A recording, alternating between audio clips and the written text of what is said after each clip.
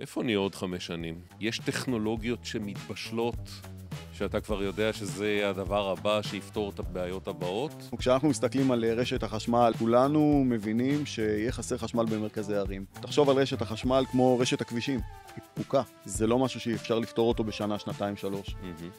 והגירה יכולה לעזור מאוד בפתרונות האלה. עם מערכות הגירה קטנות שנמצאות בבניין משרדים, בבניין מגורים. אם תיקח רגע, לא יודע מה, 15 או 20 שנה אחורה, אז היה לנו רק את חברת החשמל. היום, להערכתי 60% מהחשמל כבר לא מיוצר על ידי חברת החשמל. אז הפכנו מרשת מאוד מאוד ריכוזית, שחקן אחד ששולט על כל השרשרת, לרשת מבוזרת.